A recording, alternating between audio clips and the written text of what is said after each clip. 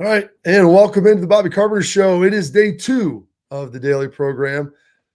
Got rolling yesterday, and it is 0 weeks, so we've got a huge show for you. Got some things we want to dive into. There's some great sound. We got Mike Gundy, some of the stuff that he's going to be involved in. Notre Dame, they have potential to run the table. Now, they can't get one of the 4 buys, but could they be that 5th or 6th team with an undefeated schedule? The schedule says they're lining up potentially that way. Riley Leonard at quarterback. There's some options there. Got a lot of other great stuff here. Some Marvin Harrison comments. Arvell Reese, maybe one of the next up-and-coming linebackers for the Buckeyes. Some week 0 previews and predictions, a little bit of some of the different games out there. But also, and Mike Gundy always has phenomenal stuff. The Oklahoma State head coach and his dealings with NIL, the transfer portal, and everything there. So we'll get all that rolling for you. And we're going to be joined by a special guest today, Tuesdays, Thursdays. I think we're going to try to go around the world of college football and take a look at that. We're going to have Bill Bender on of the Sporting News. He's going to talk about their list. They ranked everybody 1 to 134 in the FBS. So we'll talk about that, who is overrated, underrated. And people always want to move teams, but you got to figure out who's better than others and do some comparisons. So he'll join us here for maybe 15 minutes and about 10. But first, we want to start off with this. Ryan Dayschlegs. Yep. Been getting a lot of heat. Okay. They start talking about him, what he's done at Ohio State. You know, his record is 1-3 against Michigan, 1 game's canceled. You look at the games that he's lost in the Big Ten, he hasn't lost to anybody other than Michigan. He's been very good. He's played well in some bowl games. You know, he's made multiple CFPs. He's been in a good spot. I believe Sportsbet AG put out the list of the odds, and we saw this kind of floating around here of odds of coaches getting fired. Who will be the first coach fired during this 2024 college football season? We want to throw that up, and we can take a look at this. It's led by Billy Napier, which there's no surprise there. But in doing that, Ryan Day was on this list, Schlegs. Yeah, he was. How surprised are you with that? I wasn't surprised that he was on the list. I was surprised where he ranked. So Billy Napier, Florida, Sam Pittman, Arkansas, Mario Cristobal, Miami, just to name a few that were before him. And anybody can go look this up, and I see the graphic right there on the screen so everybody can see it. So I just went back and started looking at their records. Billy Napier, 11-14, and he has the hardest schedule in college football this season, kind of bumpy. Okay, you got Sam Pittman at Arkansas, 23. Time out. Minus the kind of bumpy. I don't know if like Ohio State or Georgia, if they played Florida schedule. I'm thinking 11-1's probably the ceiling. You'd be happy with 10-2. Oh, for sure. Yeah. I mean, they play 8 teams that are ranked right now. I know. It is crazy. insanity. It is insanity. And this is going into his 3rd year, and that's what he has to deal with. But it'll show like how he's developed his guys. How can they perform? Maybe he doesn't have to go win them all, but he shows progress and they keep him. I don't know, but 11-14 in 2 seasons at Florida, it's probably why he's on the list. You got Sam Pittman, Arkansas. Mario Cristobal, 12-13 at the U, right? Coming from Oregon where he had success, played at Miami. He's up there ranked. Then you go down 12-1 odds. You got Ryan Day. So Mario Cristobal, he was at Oregon when there was the debacle against Ohio State when they played him. They ran crack toss from here until the cows came home. But the main problem with him, like the U's been supposed to be back. They've spent all this money. And this is the problem. Florida spent a ton of money on coaches and started to spend on facilities. When people start spending dollars, right, they expect a return on their investment. They expect production. Florida hadn't really given them that yet. And they lost part of it. They lost your boy, Etienne's younger brother, who left Florida and went to Georgia as a running back, very talented player. So they've had guys even leave. So that's a bad situation. Mario Cristobal deal. I don't know if you remember this last year. They were playing Georgia Tech. All they had to do was kneel it out. And they obviously didn't have someone who was there that could take care of that for them. And I say take care of it, meaning tell the coach, all you got to do is take a knee. They chose to run it. Worst case scenario, they fumble. Georgia Tech gets it back. They end up going down and scoring. They lose the game. It's like those are the blunders that you see. Like Ryan Day has none of that stuff on his track record. No, not at all. And that's why he's also the most winningest coach in college football right now. The person right behind him, Kirby Smart. The difference is Kirby has won 3 national championships. Or two, right? 2, and he's been to 3. So anyways, the point being, he's 56-8. He's won 2 big championships. It's been the Team Up North games and then the big games that were close, right? And he always keeps talking about when talent is equated, right? It's just you got to win your one-on-ones, and that's everything that they do in training. Him being 12-1 odds on this, and this is to like first head coach fired, like that's not happening, right? Then you look at the ones that are behind him. This is what even got crazier. Scott Satterfield at Cincinnati. He has better odds. He has better odds. He's 4-17 at Cincinnati. Yeah. And he has better odds than Ryan Day. That's absolutely crazy. Mike Loxley at Maryland. Dabo Swinney. That one's kind of a little bit preposterous for everything that he's done at Clemson. But then Lincoln Riley is 25-1. You would think that would be ahead of Ryan Day. So just where Ryan is, unless we all know, he knows, right, that he has to win. And he has to go to the college football playoff. He really has to beat that team up north. But all that being said, just on the list, I didn't think that he deserved the 12-1 odds in the company that he's with.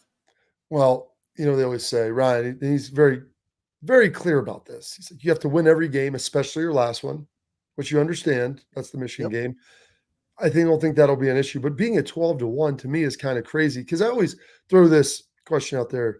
I've talked to Ross Bjork, throwing stuff out, and everybody, and everybody's behind Ryan here because you know how good of a coach he is. And people get upset and they're like, don't you think he should be fired? I go, who else are you going to get? I've been around good coaches, Schlegs. You've been around good coaches. You've been around bad coaches. So have I. He's a good coach. If you fire him, you get a situation like what could potentially happen in Florida. And this is the thing for Ohio State. They have not missed on a head coaching hire since Woody Hayes.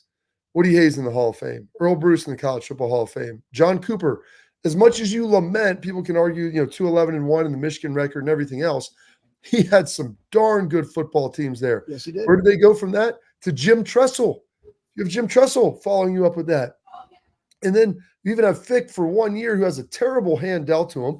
And you look at what he did at Cincinnati. He had them playing in the CFP. He's now at Wisconsin. They didn't miss on him. You go to Urban, and now you go to Ryan Day. Yep. Okay. And the last two full-time coaches have both won national championships at Ohio State. I think Ryan Day becomes the third in a row. The only other school I know to have done that is LSU with Nick Saban, Les Miles, and Ed Orgeron. I feel like, and I told Ryan, you're in that category. But people ask me, I go, he's a darn good football coach, and he's a good leader of men.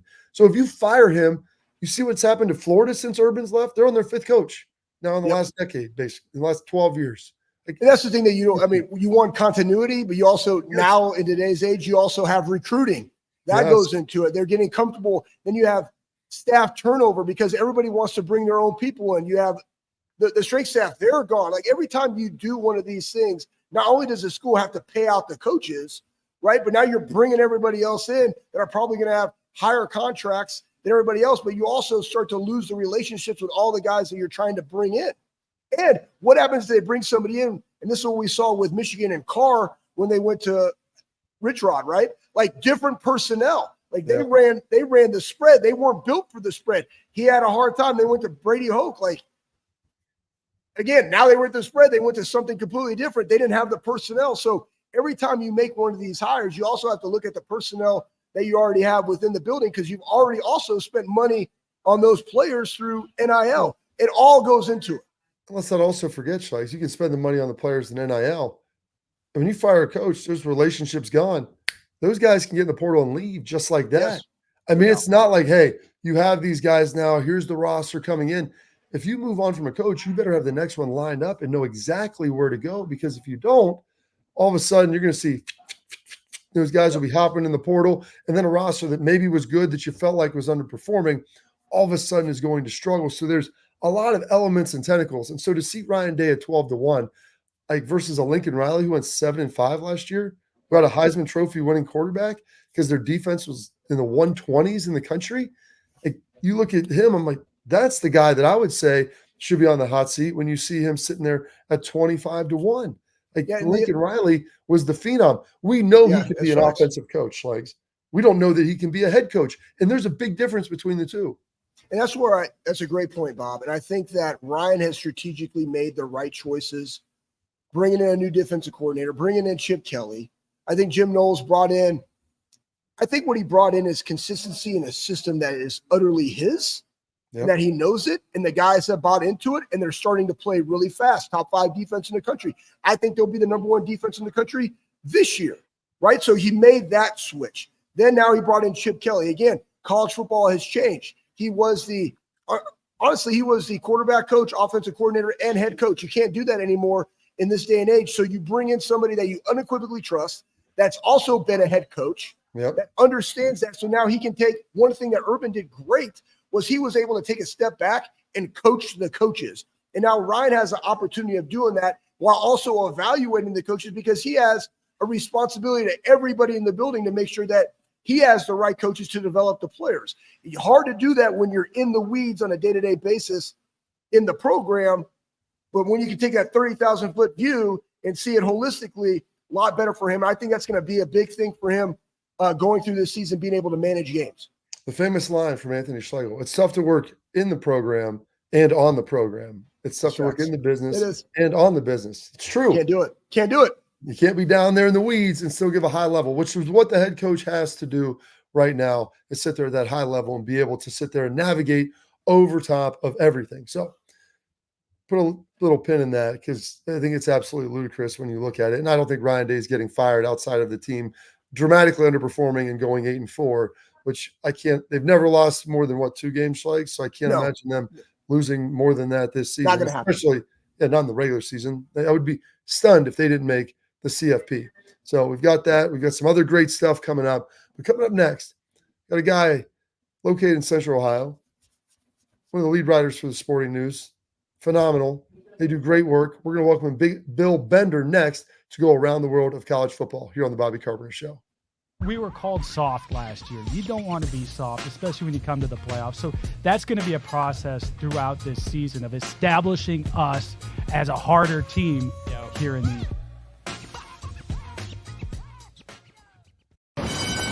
They're off in the Kentucky Derby as Authentic takes them around the far turn. Tis the Laws making his move now, and they're into the stretch. These two stride for stride. Authentic, Tis the Law. Here's the wire. Authentic has won the Kentucky Derby.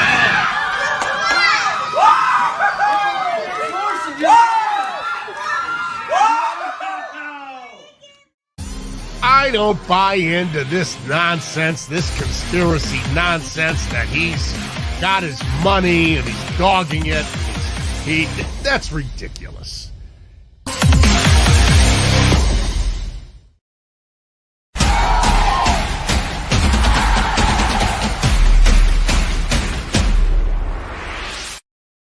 Welcome back into the program, and now pleased to be welcomed in by one of my good friends, Bill Bender of the Sporting News. Bill, before we get into too much heavy-duty football, as far as the collegiate level, we've wrapped up lacrosse season, correct? What do we have going on here for this season of the fall sports with the kids? Well, Bobby, between you and me, I think we put in more miles on 270 than any two people. Bella's starting volleyball this week. Grant is in fall camp still. They've got their first football game coming up here in a few weeks at St. Catherine. It's exciting. I love fall sports. It felt like that this morning when I went outside, that little bit of, okay. And I know what you guys know how that feels when you go outside and you're like that little bit of chill and you're like, all right, it's football season. Let's do this. Absolutely. Yeah, it did remarkably feel like fall today, waking up in August. Now it's going to be back to the 80s and 90s this weekend, but you do get that little crispness in the air and it feels good, which leads us right into week 0. Bill, we've got that here coming up the weekend before Labor Day, handful of games. Now Florida State won against Georgia Tech, obviously probably the premier game taking place in Ireland. Your kind of thoughts on that in that first week 0 slate? Well, you got 2 games worth watching, right? Florida State, Georgia Tech in Dublin. Big game. I mean, you get to see DJ Uwangalele. It's his 3rd school. It seems like he's played in college football, it's forever. It's because he has. And the Florida State team coming off last year, where sometimes we get tricked into the last impression. You know, I remember watching them lose by 60 to Georgia like everybody else, but they didn't have anybody on the field. And they're playing a Georgia Tech team that I'm a big believer, and I know you guys are too, in a guy that's alum of the program cares more about that program. And I think Brent Key has done a great job turning this program around Haynes King. quarterback, led the ACC in touchdown passes. I'm anticipating a closer game than expected. I think the spread looks a little high. I think Georgia Tech's going to go in there and compete. And anytime you play in Dublin, that kind of throws off any home field advantage other than the beer vendors. So I think it's going to be a fun game, but I like Florida State to win, but a little bit closer than expected. Bender like Bender. So one thing I was thinking about, you wrote a great article that I read. It was just talking about like everything you need to know going on in college football, from talking to 134 Division I teams, where they sit, who added to the different conferences, because there's a lot of change that's happened from 23 to 24. Now we got the Big Four, the Power Four. Looking at it right now with the additions of the Big Ten, SEC, the Big 12, and the ACC, what's the strongest conference and why? Well, I mean, it's either the SEC or the Big Ten. You're talking about 60% of the top 25 is those two conferences. Right. So my contention is those two conferences are going to want 60% of the playoff berths. So when Matt Rule said a couple weeks ago, we deserve 4 playoff berths, this is the best conference in college football, I wasn't taken aback by that at all. But because I think when you look at the Big Ten, Ohio State, Oregon, Michigan, Penn State, all of those teams could easily make the playoff, in my opinion. And the SEC probably going to be looking for 3 or 4 playoff berths as well. So I predict that the thing we're going to talk about most this season is schedule imbalance. When you look at Big Ten schedules, when you have Purdue playing 4 top 10 teams and Rutgers playing 1 ranked team, we're going to talk about that all year. I think Ohio State, Michigan, USC, those schools, they have enough meat on their schedule that we're not going to complain too much. But if you're Iowa, Rutgers, some of those teams, yeah, that's going to become a thing. And it's very interesting that you bring that up, Bill, because that's a huge thing. When you get these conferences that are 18, 16, 20 teams, it's really stinking hard to make sure, first of all, everybody can't play everyone, but then ultimately how that looks. And every year it's going to be a little different. And we're going to go through Notre Dame's pathway here in a little bit. Maybe next segment, if you have a minute to stick around, where they've got some of those opportunities as well. One of the other games in week 0, SMU plays, and we're talking about some of the conferences. I think SMU could be a quiet challenger. They take on Nevada. You look at their schedule, very, very manageable. They have Florida State, I believe, in Dallas, maybe week 5, 4 or 5. It's right after the Iron Skillet against TCU. But they have a fairly manageable schedule that I think they could be maybe 3rd or 4th, maybe an outside shot to be in that ACC championship. Yeah, that ACC opener with Florida State's going to be one of those where, like Schleggs was saying, you're going to have to check the guide. Wait, is this an ACC game? Is this a Big 12 game? What conference is this right now? But it's going to be an entertaining game because SMU can throw it around a little bit with Preston Stone. Rhett Lashley's done a good job of bringing their system in. They don't play a ton of defense, but they play enough defense to compete in that conference. And I wouldn't be surprised with the unfamiliarity factor if they come in and compete right away, like you said. So as far as their game Saturday night, they're playing a Nevada team that's definitely rebuilding on the road, high spread. But I think SMU is going to be one of those teams that not only, like you said, competes in the conference, but I've always said for me, they're one of those teams. They have a top 5 uniform, in my opinion. Red, white, and blue with that horse on the helmet. I've always loved the SMU uniform, that's for sure.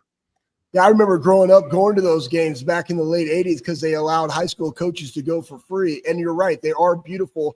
They got a small venue, but it's kind of intimate. It's kind of cool right there in the heart of Dallas. So that leads me to this question. So now they've eliminated East and West in divisions, and we're going to the top 2 teams playing for the conference championship. This goes right back into your point of strength of schedule when you do that, right? Because now I like the fact that you've eliminated the soft games that we've seen in the championship. Remember old school, like Ohio State and Northwestern, right? Like going to that, like, what are we doing? Like, they're definitely not the 2 best teams. Now you're going to have the 2 best teams. You could potentially have an ACC where an SMU, who basically, if they beat Florida State, has played nobody else, now potentially playing, a Clemson or even an NC State for that matter, or a Miami for a conference championship. That's going to go into how many teams go into the playoff from that conference, right? Right. And there is a school of thought to be, if you're that 3rd team, is that an extra week off? Now, me, I'm always, you want to win the conference championship. You want to have the bye. You want to make the easiest path toward getting through the playoff, right? The easiest way to get through the playoff. And so I still think the conference championship games matter for now. If it goes to 14 or 16 teams, I just don't know what that incentive is. I go back and, as you guys know, I'm a big Green Bay fan too. And to me, the comparison I always make is like, imagine playing the Vikings in week 17 and then playing a division championship game before the playoff. Right. I don't think that would make sense. And I also don't know that it would make sense for college football to do these conference championship games other than TV and money if we go to a 16-team format. I think it should be a combination of computer and people, like the BCS era and the committee era. And then you could probably come up with the best 12 to 14 teams in a hurry anyway. So it's funny that you brought that up. I was having a conversation with a friend about that, Bill, where if you get to 16, is there enough money there to be able to throw at the conferences to eliminate those conference championship games? And how much does that mean? I think in different conferences, like the Big 12, I mean, that thing's been mushed around so many times. It's the youngest conference. But you look at the SEC, there's a lot of people that it means a lot to win the SEC. And maybe we'll see that diminish with the lack of divisions now. But I think it was kind of similarly in the Big Ten. I mean, to have those Big Ten trophies, like that was a big deal at Ohio State. Could you foresee within the next 3, maybe tight, but 5 to 7 years that there's enough dollars generated by another couple games in the playoff to say, hey, conferences, here's an extra $100 million. This should hopefully take care of that lack of a championship game? Well, and I think we'll find that out the next few years with these huge conferences. If we have to watch Ohio State play Oregon 3 times in 1 year, and then next year maybe watch them play Penn State 2 or 3 times, then I think the need for that conference championship game is going to go away on some level. The Big Ten has existed and had conference champions without that conference championship. I could see it in the future, but I just worry about games and bargaining and the number that these guys are playing. And then when it gets to 16, 17 games, why not try to trim one off? And that to me is the most logical one to trim off, because then you can go figure it out in the playoff. Well, that goes into this then, Bill, right? Speaking for the fans, how the fans going to travel to all these different games, right? Like that's kind of the thing in the NFL. You're on the road or you're at home. Fans can show up, right? Like how are they going to be able to do this? Right. And if you go by Sporting News playoff projections, for example, if you're Ohio State, you're playing in Indianapolis, then you get a bye week, then you could be in the Rose Bowl in Pasadena possibly, and then you're in, either the Sugar Bowl. Well, the Sugar Bowl's a quarterfinal. You get what I'm saying? Then you're going to another bowl game in another city, and then it ends in Atlanta. That is a lot of travel, even for a fan base as healthy and as avid as Ohio State has, where they travel everywhere anyway. But I know from talking to Alabama and Georgia fans over the years, I remember covering an Alabama-Clemson game out in Fresno, national championship game out there in California, and it was the most out-of-place thing. And an Alabama-Georgia game in Indianapolis. I think you make a great point that cost is going to come to effect at some point. It is. And you look at this, I mean, Indy is a 2.5-hour drive from Columbus, and much of the Big Ten is drivable, not bad. Right. Now all of a sudden you've added that West Coast element. I mean, that you expect Oregon fans, should they be in there? So they have to go west, go east, and then maybe come east again, and have a home, however it looks. That's a lot. And then also I know they've thrown around potentially moving that game maybe out to the West Coast, maybe to Los Angeles, or maybe to Las Vegas, or just moving that game around. And so that would be another layer of travel where you're taxing people a lot now for the games, the NIL. There's so many things. So it's going to be really interesting, Bill, to kind of see how that shifts. Bill, if you've got time, if you got another 6, 7, 8 minutes, we'd love to have you back. So I want to talk a little bit more about that list you guys put together for Sporting News, if you could. Yep, absolutely. Let's do it. Perfect. All right, we're going to take a quick break. We got more of the list, 1 to 134. The Sporting News, Bill Bender putting it all together for us. We'll be right back here on the Bobby Carpenter Show.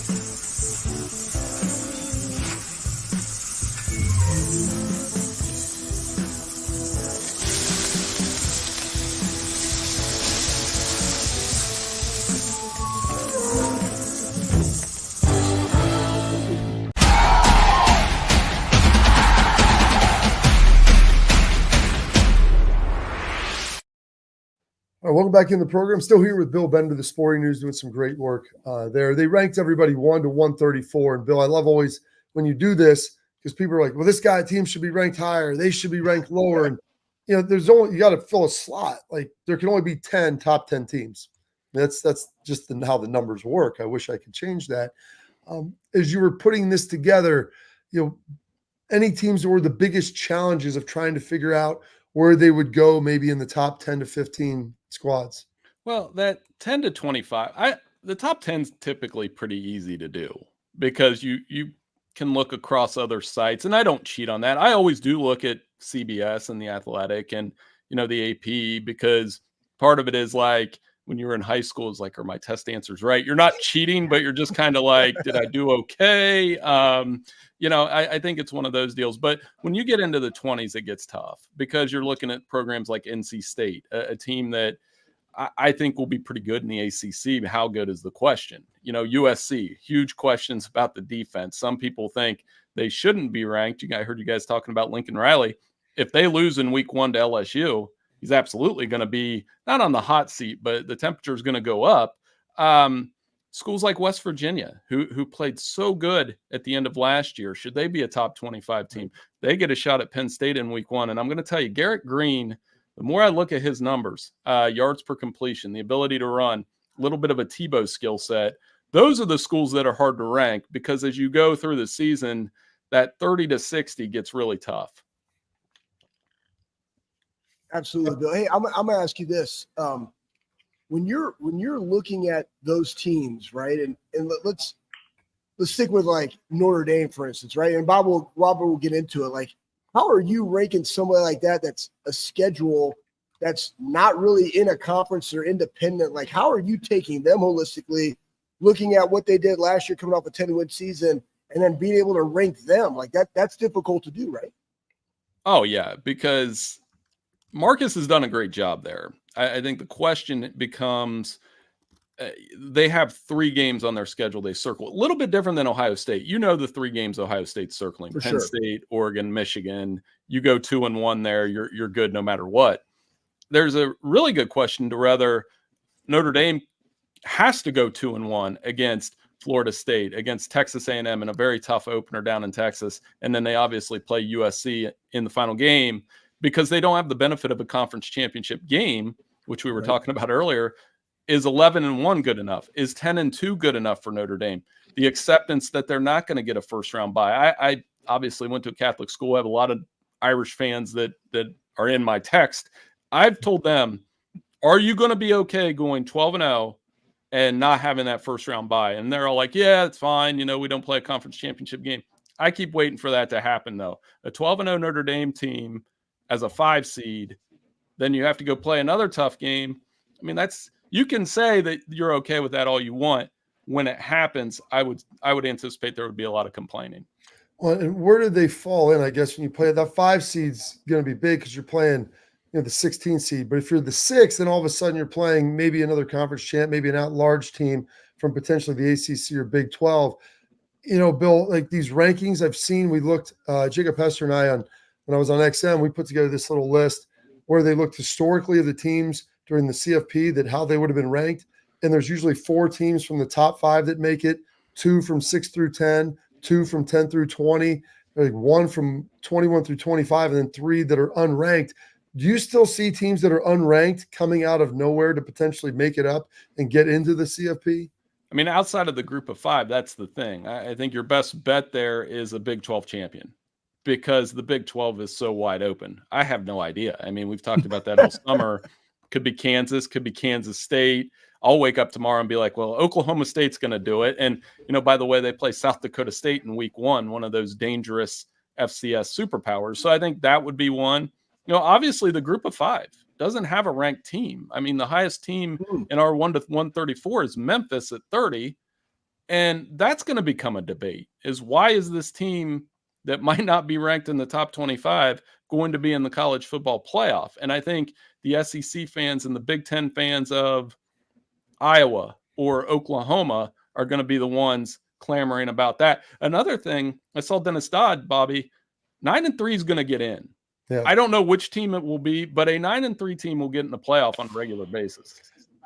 Also, as you look at that, the group of 5 they said were to be meeting together at some point here in the next week or two, I believe.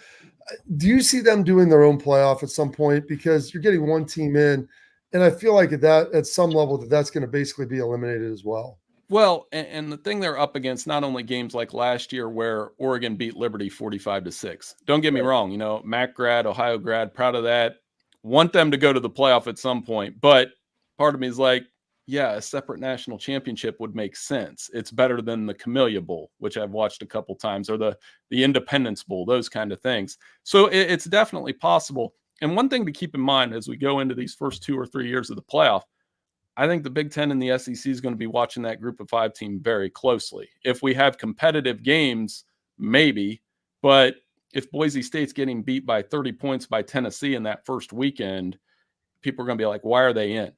And that's going to happen. As you guys know, the big conferences that have these competitive big schedules are going to want more with each year.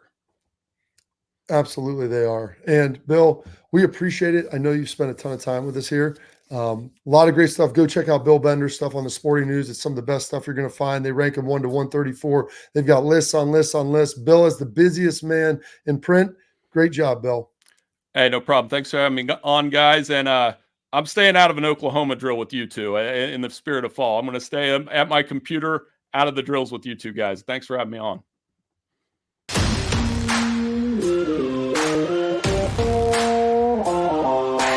Hey, what's up, everybody? This is Bobby Carpenter. I want to give a huge thank you and a shout out to Affinity Whole Health, the leaders in the testosterone replacement industry. I've been on a testosterone replacement program for a few years right now, and I've got to tell you, it's been an absolute game changer. Affinity Whole Health has allowed me to be the best version of myself, both mentally and physically. I loved how easy it was to get started. I booked my free consultation, met with my prescriber, checked my numbers, and Affinity Whole Health designed a program that was customized to fit my needs. So I'm telling you guys, if you have low energy, you want to get rid of that spare tire around the waist or take it to the next level in the bedroom, Affinity Whole Health is the place to get started. So don't wait any longer. 5 minutes of your time, book your free consultation. You're going to love the way you feel.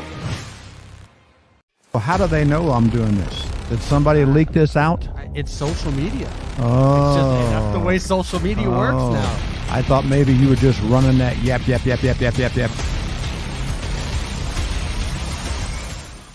Welcome to Big Play, a sports media team that started back in 2014, and now we're not in a garage. Look at us, incorporating some of Cleveland's favorite sports personalities, bringing you fun and compelling content from downtown Cleveland. Coming to you live from the shores of Lake Erie and Burke Lakefront Airport, join Team Big Play for all the best sports talk in Ohio. Check us out on social media at Big Play, bringing you fun and compelling content from downtown Cleveland. Anthony Schlegel, just how physical he was. You saw the girth and the power and everything he was bringing to the table, especially when he was a nice beefy 255 playing middle linebacker.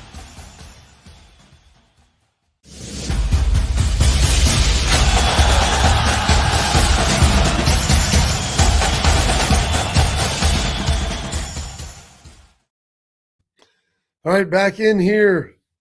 Thank you, Bill Bender on the Sporting News. He was tremendous as always, Schlegs. Absolutely phenomenal to be around. He's really a great guy. Does a great job. And you know what, Schlegs? He's a Central Ohio guy as well. So excited to have him with us. And, with the Fisher Catholic, he's a little bit of a Notre Dame guy. And as we look at that Notre Dame schedule, as we sit here and show that, talking about them potentially going undefeated, how does that look? How does that impact all of this? Well, we'll have to take a peek at this as we can maybe toss their schedule up here. They open up with Texas A&M on week 1, which is going to be a tremendous game. I think that's actually a noon game, I believe. There's going to be another good one at night. I think USC, maybe LSU. But as you look at this Notre Dame schedule, A&M, Northern Illinois, they're at Purdue. If we get a chance to throw that up, that'd be tremendous. Miami, Ohio. Yeah. We got Miami, Ohio, Louisville. There's a bye week. Stanford. Here we go. Georgia Tech, Navy. Then they've got another bye before their biggest test, what it will most likely be in Florida State. Florida State They play on November 9th. That's going to be a big one. But then they finish up with Virginia, Army, and maybe USC's better. I'm not sure. I don't know if we can say that definitively or not of what that ultimately looks like. But as you sit there and look at that, I mean, there's a chance where this could be pretty darn good. But I'm also looking at that thinking A&M, USC potentially, Florida State, you kind of have three hurdles, and maybe USC strikes isn't even that good. Right. You never know with that. The fact you're playing two service academies, you're playing Miami of Ohio, NIU. Yeah. I mean, so you've got both the service academies, you've got NIU. Schedule, again, they have FSU, Clemson, Miami, and North Carolina State, right? So they completely miss out on them. And you have this, like, Mark, you should run the table. With this schedule right now and what you have, again, you have a new quarterback, but you should run the table on this. And again, to Bill's point, are you going to be that fifth seed, but you're going to get a home game doing it? So how does that make everybody feel? My expectation for them is you got to win them all. If that's where you want to be, you should. This schedule, you should win all the time. Iowa, it's Iowa, but also Penn State, right? But still, Iowa's always a tough game and how they play. So I just look at this and I think, 100% that they got to be able to go undefeated. Yeah, they've got got to that fifth seed. I think to get the 5, I think they could probably lose one game in there, but if you get smoked by an A&M, that's going to be tough. Or you get smoked by Florida State or USC, like that's going to be hard. The problem is Notre Dame strikes, as we know, they've always had those built-in rivals. And USC and Stanford have always been two of those built-in rivals. They've always played the service academies. And when Stanford and USC are great, that schedule looks really tough. And it has been over the years. Stanford now is Garbaggio. They're brutal, and they're part of the ACC now. And then you also have USC, who has been good offensively, but they haven't been able to stop a soul here as of late. So can Lincoln Riley get that team back? Can he get them rolling again? We will see that. I want to get to this too, Schlegs. The PFF put together the player grades ahead of the 2024 season. Ohio State, they start looking at the secondary, and you've got some really good players in there. You've got Denzel Burke, who's tremendous. Lathan Ransom, very veteran player. Caleb Downs, everybody knows about him coming back or from Alabama. Jordan Hancock in the inside.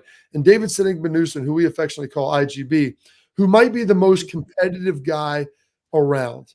Dude's an absolute beast. I saw this, Schlegs. I immediately thought of you because he has the lowest grade of all of those guys. And I know when they see that, they're going to lose their stinking mind, or he will. IGB is, yeah. Oh, he's gonna go nuts. Like, receivers beware, because he's gonna be all over it. You know what? Hey, just listen, man. Coach Mick always talked about this, right? If you have nothing to prove, you'll never improve. And just listen, man. Take that, put it on the chip on your shoulder, and go out there and be a dog, which IGB is. He's over 6 foot. He's long. He's highly competitive. But again, when you look at, I'm always speaking because I've been around the program, Bob, and we've been around it, and we get to watch these guys on a daily basis. And we talk to scouts when they're out there, and they unequivocally say this is the most competitive, high-juiced practice in the country. And it's because of competitive excellence. It's not just competing on the field, it's competing in the weight room. And that's what IGB is. Like, he is a tone setter type guy. And then you look at what those grades are, but you also got to look at the dudes, right? And you have the Downs that have transferred in. You got Lathan Ransom coming into the senior year after having been hurt last year. I truly believe if he's in that Team Up North game, they win that game. They're picking off that touchdown that potentially should have been overturned. You got Lathan. You got Denzel, who's going to be a high draft pick. IGB himself is going to be one. Then you got Jordan Hancock there in the slot. Then you also got somebody that nobody's talking about who's a freshman All-American last year, Jermaine Matthews, who's also a dog. So I just think they got a lot of depth. And Bia is not just, best in America. Like, that's not just something that they talk about. Like, they unequivocally believe that, and they compete that way on a day-to-day basis. And they're very fortunate that they also compete against probably the best wide receiver room in the country. They don't have that's a zone 6 thing started a long time ago with Zach Smith, but Brian Hartline's done a phenomenal job, and they're competing on a daily basis. I absolutely love it. They're talking trash to one another, and you got, like, I just remember one time JJ Smith, they went up for a ball, underthrown ball. He went over, IGB tried to dunk on him. Boom, he broke it up, played it perfectly, talked a little bit of stuff, right? Next play, they do the same thing. Better ball. He got him. And he just like gave him a salute. You got me. But that's what you want in practice. You want your practice to be that competitive, because then when you go into the game, we're just playing, having fun. Absolutely. Absolutely, Schleiks. It's always tremendous, always fun to watch. Those guys, hyper competitive, always ready to rock. And this is our headline segment. The rep brought to you by Affinity. You saw some sweet vids of me out there. Bro, you look really good, man. Yeah, you must work out. I try to get lean down for you. I mean, that's a big piece of what I'm trying to bring to the table. But Affinity Whole Health, they offer personalized treatment plans to help people feel better, whether you're struggling with weight loss, low energy, low muscle, poor sleep, low libido. They can help with all of it. Affinity Whole Health provides expert guidance to support and help you reach all of your safety goals. Like I said, I've been a patient there for 10 years.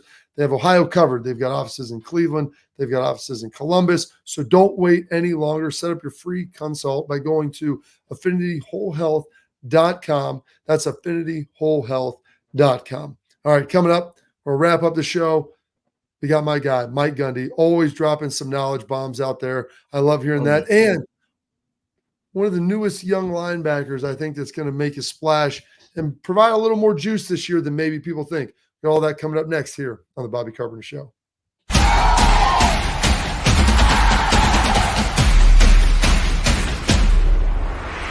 Well, how do they know I'm doing this? Did somebody leak this out? It's social media. Oh. It's just, that's the way social media works now. I thought maybe you were just running that yap.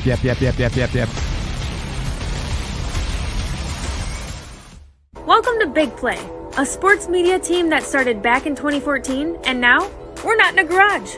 Look at us, incorporating some of Cleveland's favorite sports personalities, bringing you fun and compelling content from downtown Cleveland. Coming to you live from the shores of Lake Erie and Burke Lakefront Airport, join Team Big Play for all the best sports talk in Ohio.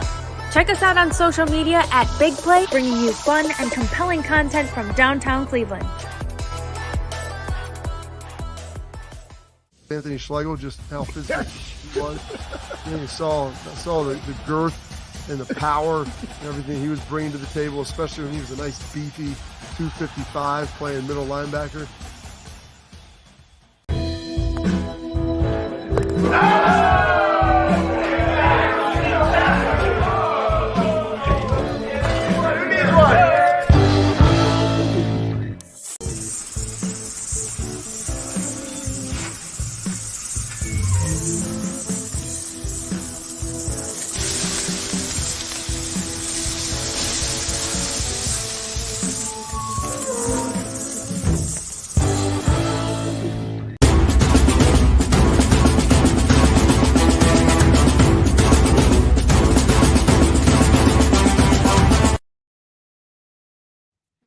All right. Welcome back into the program. And we've got a couple great things. Ask the fans. People always want to know, and you get these questions all the time, Schleich. Good young players, guys that are flashing, guys that are buzzing out there, things that they're doing. Who are some guys that maybe you see that they're setting the world on fire? And so one of the guys who did that was Arvell Reese. I think him and Peyton Pierce had a really good camp. I know that you've really liked both of those guys. But Arvell Reese, he has elite physical traits.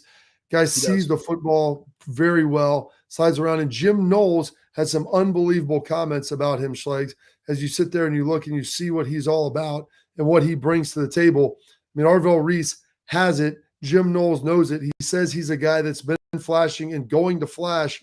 Do you concur with that statement? Yeah, 100% concur with that statement. Veli, as we call him. Sometimes you might like from the back, you might honestly mistake him for JJ. Like they're very similar. Oh yeah, physically look the same. Like 6'4", except he's like 235. JJ's like 221, right? But still, like they look very similar. He's strong, he's long, he's powerful. And here's the thing: like with that skill set, why can a guy start to flash? It's because his football acumen is starting to rise. So he can actually play with those attributes. I always talk about, we'll play fast, hard, and violent. Like that's what I want to see from players. Well, they can only play fast, hard, and violent and use their intangible qualities, their physical skill set, if they know what to do when they're on the field. Because if not, you're going to play slow, hesitant, and less physical. And I think as his football acumen has started to rise, James doing a great job there in the linebacker room, he is able to start to flash, but not just flash every once in a while, but like flash consistently. And that's why he was named the defensive player of the first scrimmage. And I think it's somebody that you're going to see in the college football playoff era in a room full of dudes now. You're talking about Cody Simon, Blocko, team captain, CJ Hicks, Sonny Styles. You got Veli, you got Gabe, you got Peyton Pierce, who's coming off of a surgery that he had, missed the entire spring football, and now has really come up, played a lot of football in Texas, got really, really high football acumen. That's why they're able to start turning some heads and be consistent because of that. Absolutely. The guy can go flat play. And the best thing is, like, he's got all the physical abilities. He's playing some defensive end, and James was able to get a hold of him in the spring. And you watched him kind of develop him. He can see the football. He can move around. He can get all that done. So I'm excited. He has a huge upside. I think he's going to contribute and be a player this year. So that is exciting as well. All right, Schlegs. One last thing before we get us out of here. Okay. Mike Gundy, we could talk forever about this. We've got the transfer portal. And with that, you've got NIL and guys wanting dollars. And so while the portal's open, like, you can leave or you can go somewhere else. It's, hey, kind of open for business, even though you're really not supposed to be open for business. And I love my guy Mike Gundy come out here, and he said, tell your agent to quit calling us and asking for more money. It's like, the portal's closed. We're on to football now. He's like, this is the best part of it. And so I love the fact that Mike Gundy leaned all into this. The portal's closed. You cannot leave. If you want to go get in and not play this year, that's cool. But you cannot come out of it. You cannot go play again until after, I don't know when that thing opens up, after the season, around the championship window. But we're here. We're done. You can ask for more, but we've given everything we've got. This is what it is. Yeah, I think there's it opens and then it closes and then it opens up again and then it closes. And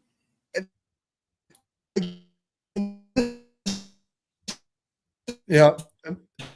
The thing is, like, you get caught up in those dollars. An NFL profit sharing rabbit hole.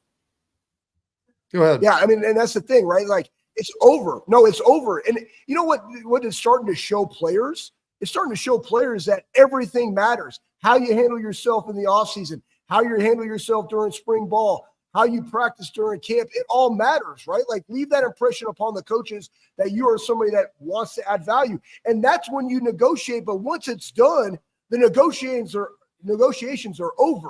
It's all about ball. So work on being the best ball player you possibly can. It's probably good for the coaches too, because then they don't have to deal with it. And they themselves can just focus on ball. Yeah. Well, they don't want to. No one wants to deal with the money side of this. And that's why they're happy when the portal closes. And then I think guys during training camp, they're still calling and asking for more. And it's like, that's fine. You can ask all you like, but listen, you're asking the wrong guy. Like, you can't leave now. And so you were happy with what you had before.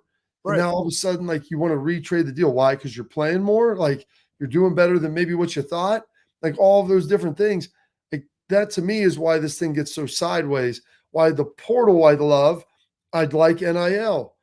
But I don't think you can have these two things that coexist in limitless portal transfers, because when you have that, this is the situation where guys are like, well, I want to redo my deal. Like, you see this happening right now in the NFL. There's guys sitting out of training camp. They're not playing. Why? Because they're getting fined, but they're trying to exercise their right to withhold their services, and to do that to help drive their value up and hopefully get a deal done. Well, in college football, like, there are no contracts now, so you can just do this every year. You can do it in the spring, you can do it in the fall, you can get big dollars, and then you can leave afterwards. Like, there's no guarantee of anything. And that's, to me, where this thing has just gotten so warped and so twisted. Absolutely. And I think the next component of this, Bob, is the culture within the program and the standard that you have in the program when it comes to NIL and giving out money. Because what to your point and what Mike Gundy is saying, this is basically, I guarantee what happened. He got paid, a player got paid something, somebody else on the team at the same position got paid more. Yeah. And then now they're in camp, and the dude got paid less is kicking the guy's ass who got paid more. And he's like, I want more. Well, guess what? When you have a really tight culture, they might think that, but they're not going to outwardly express it because they automatically know your stance on it, right? So that, guess what? You put it on the sidebar, focus on ball, focus on being a great teammate. Let's go win this thing, because if we all win, you're going to win too, right? If we win as a team, you're going to win individually, because one, you can hop in the portal, get paid more somewhere else, or we'll give you more because we need your services for next year. That's how you got to look at it. Absolutely. Hey, rising tide lifts all ships. It's going to be great. You know, it's going to be great. Us back tomorrow. live at 12:30. Stay tuned in. Stay locked in on the Bobby Carpenter Show.